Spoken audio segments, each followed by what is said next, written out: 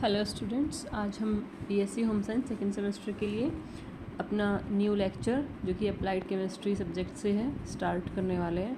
और आज का हमारा टॉपिक है study of fats, oils and essential flavours, यानी कि तेल, वसा और आवश्यक फ्लेवर्स का अध्ययन। यानी कि जो ऑयल्स और फैट्स होते हैं या फिर किसी भी चीज़ में फ्लेवर्स, आपको पता है हर चीज़ में यूज़ होते हैं, तो वो सब किस तरह से यूज़ होते हैं और केमिकली कैसे फॉर्म्स होते हैं। तो सबसे पहले हम स्टार्ट करते हैं तेल व वसा से। तेल व वसा क्या होते हैं, ये हम सभी अपने घरों में देखते रहते हैं, वैसे कॉमन होता है लेकिन फिर भी डेफिनेशन बुक के अकॉर्डिंग पढ़ते हैं।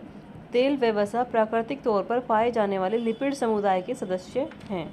लिपिड पौधों व प्राणियों में पाए जाने वाला वह भाग है जो पानी में अघुलनशील व कार्बनिक विलायकों में घुलनशील होता है।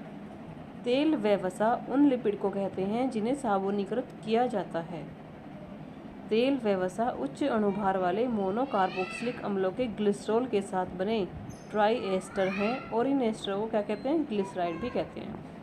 तो तेल व वसा हम सिंपल लैंग्वेज में अगर देखें तो ये वो होते हैं जो पानी में नहीं घुलते, और यानी इसको सिंपल लैंग्वेज में चिकनाई भी बोलते हैं।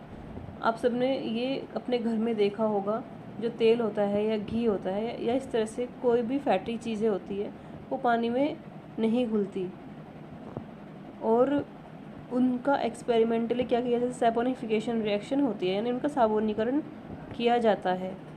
और ये बनते कैसे हैं, उच्च अणुभार वाले मोनोकार्बोक्सिलिक अम्लों के ग्लिसरॉल से, मतलब ग्लिसरॉल से रिएक्शन करके। जैसे ये रिएक्शन है, ग्लिसरॉल की रिएक्शन हो रही है स्टीयरिक एसिड, ये 18 कार्बन वाला एसिड होता है, जैसे लिखा हुआ है ना C17H35COOH। इसकी रिएक्शन होती है, 3 वाटर मॉलिक्यूल रिमूव होते हैं और साथ में बनता है ट्राई एस्टर, और ट्राई एस्टर्स को ही क्या बोलते हैं, हम ग्लिसराइड्स भी बोलते हैं। स्टूडेंट्स, ये जो ग्लिसराइड होते हैं ये भी दो तरीके से बनते हैं। जब ग्लिसरॉल के तीनों OH समूह किसी एक ही एसिड से एस्टरीकृत हो जाते हैं, यानी एक ही एसिड रिएक्शन करेगा, दूसरा नहीं होगा, तो इस प्रकार के ट्राई एस्टर को क्या बोलते हैं, साधारण ग्लिसराइड यानी सिंपल ग्लिसराइड। और यदि वह 2 या 2 से अधिक प्रकार के एसिड से एस्टरीकृत होता है, यानी रिएक्शन में एक एसिड के अलावा भी और दूसरे एसिड प्रेजेंट होते हैं जो रिएक्शन में पार्टिसिपेट करते हैं, तो उसे मिश्रित ग्लिसराइड या मिक्स्ड ग्लिसराइड्स कहते हैं। तो इस तरह से दो एसिड्स के ऊपर बेस होते हैं कि हम एक सिंगल एसिड से रिएक्शन हो रही है या फिर दो एसिड्स के साथ में। इसका एग्जांपल ये देख सकते हैं, ट्राईपामिटिन जो है ये सिंपल वाला ग्लिसराइड है, और डायोलियोपामिटिन जो कि मिक्स्ड ग्लिसराइड होता है। सो स्टूडेंट्स, अब हम देखते हैं ग्लिसराइड्स का नामकरण यानी नेमिंग ऑफ ग्लिसराइड्स। तो जो ग्लिसराइडों का नामकरण होता है उसका बेसिस क्या लेते हैं, उसमें जो मोनोकार्बोक्सिलिक अम्ल होते हैं उसके आधार पर ही ग्लिसराइडों का नामकरण किया जाता है। यानी ग्लिसराइडों का नामकरण उसमें उपस्थित मोनोकार्बोक्सिलिक अम्लों के आधार पर किया जाता है। जैसे ग्लिसरॉल ट्राईस्टीरेट, यानी उसमें ग्लिसरॉल का मॉलिक्यूल है, और ट्राईस्टीरेट यानी 3 स्टीरेट के मॉलिक्यूल हैं, को स्टीएस भी कहा जाता है। यानी उस एसिड के आधार पर, क्योंकि वो स्टीयरिक एसिड से बनता है ना, तो इसलिए इनको क्या बोलते हैं, स्टीएस। तेल और वसाओं में पाए जाने वाले अम्ल संतृप्त और असंतृप्त दोनों प्रकार के होते हैं। कुछ मुख्य वसीय अम्ल निम्नलिखित हैं, ये हम नीचे देख सकते हैं। वसीय अम्ल संतृप्त वाले लेफ्ट साइड लिखे हुए हैं और असंतृप्त वाले राइट साइड। संतृप्त वाले में मुख्य उदाहरण हैं स्टीयरिक अम्ल यानी C17H35COOH, number 2 palmitic acid C15H31COOH, myristic acid यानी C13H27COOH, और इधर संतृप्त वसीय अम्ल लिखे हुए हैं, इसमें नंबर 1 है ओलिक अम्ल यानी C17H33COOH, नंबर 2 लिनोइलिक एसिड C17H31COOH। इसके बाद हम देखते हैं तेल व वसा में अंतर। तेल और वसा की भौतिक अवस्थाएं भिन्न होती हैं। रासायनिक दृष्टिकोण से यह दोनों सरल व मिश्रित ग्लिसराइड्स का मिश्रण है। ताप पर यदि मिश्रित व सरल ग्लिसराइड का मिश्रण ठोस है तो इसे वसा कहते हैं, और यदि यह मिश्रण द्रव है तो इसे तेल कहते हैं। वसा में पाए जाने वाले अधिकतर वसीय अम्ल साधारणतः संतृप्त प्रकृति के होते हैं और तेलों में असंतृप्त प्रकृति के वसीय अम्ल पाए जाते हैं।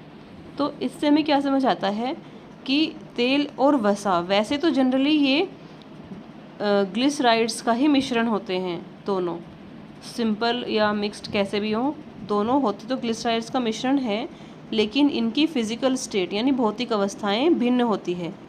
अगर सॉलिड फॉर्म में हो तो वह वसा कहलाती है, और अगर लिक्विड फॉर्म में हो तो उसे क्या बोलते हैं, तेल। ठीक है। और ऐसा क्यों होता है, मतलब जब ये दोनों ही ग्लिसराइड्स होते हैं बट फिर भी एक सॉलिड फॉर्म में रहता है और एक लिक्विड फॉर्म में, ऐसा क्यों होता है? क्योंकि जो वसा होती है जो सॉलिड फॉर्म में पाई जाती है उसमें मोस्टली जो अम्ल होते हैं वह संतृप्त प्रकृति के होते हैं। संतृप्त यानी उसकी सारी वैलेंसी कंप्लीट होती है, संयोजकता पूरी होती है, सिंगल बॉन्ड प्रेजेंट होते हैं।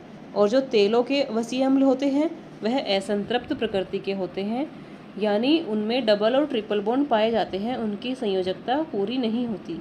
यही कारण है कि तेल लिक्विड फॉर्म में होते हैं और वसा सॉलिड फॉर्म में। हम इनमें अंतर के लिए यह टेबल भी देख सकते हैं, इसमें डिफरेंसेस दिए हुए हैं। उसके बाद फैट्स एंड ऑयल्स दिया हुआ है। सबसे पहले सोर्स, जो फैट्स हैं वो मेनली एनिमल्स से हमें मिलता है, ऑयल्स जो है वो मेनली प्लांट से मिलते हैं। नंबर 2 फैटी एसिड, इनके सैचुरेटेड होते हैं, अभी बताया, संतृप्त यानी सैचुरेटेड और असंतृप्त यानी अनसैचुरेटेड। ऑयल्स वाले अनसैचुरेटेड होते हैं और फैट्स वाले saturated. Bonding no double bond, क्योंकि सैचुरेटेड है तो डबल बॉन्ड तो होगा ही नहीं, और ऑयल्स में अनसैचुरेटेड होते हैं तो डबल बॉन्ड होगा। स्टेट एट रूम कंडीशन, यानी ताप पर, कमरे के ताप पर ये सॉलिड होते हैं और ये लिक्विड। इनका मेल्टिंग पॉइंट फैट्स का ज़्यादा होता है और ऑयल्स का लो होता है, यानी ऑयल्स जल्दी ही मेल्ट तो वो रहते ही हैं द्रव अवस्था में, तो फिर भी इनका लो होता है। नेक्स्ट इनके एग्जाम्पल्स हम देखते हैं।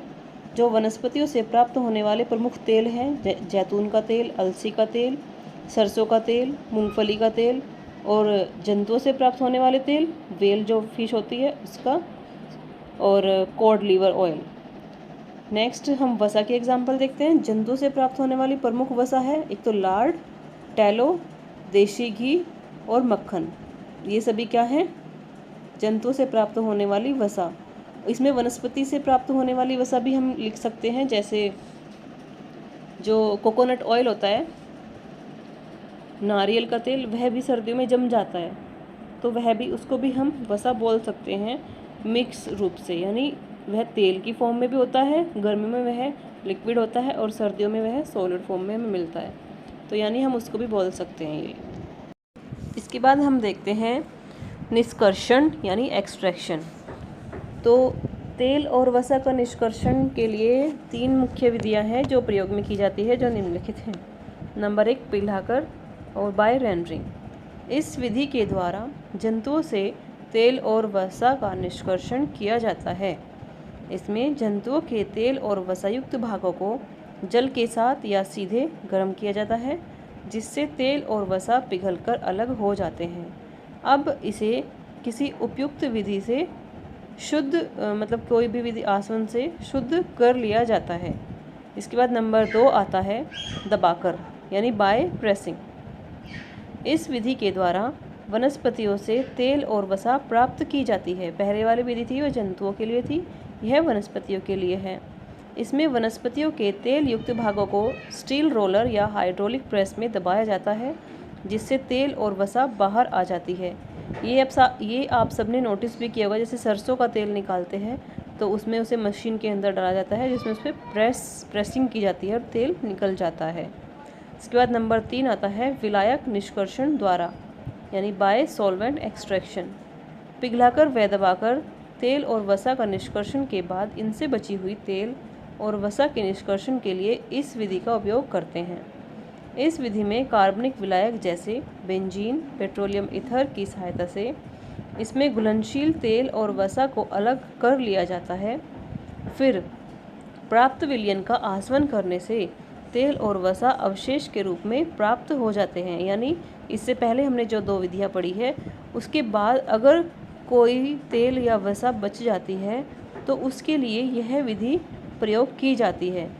यह एक कार्बनिक मेथड है और इससे भी हमें शुद्ध रूप में तेल और वसा प्राप्त हो जाते हैं।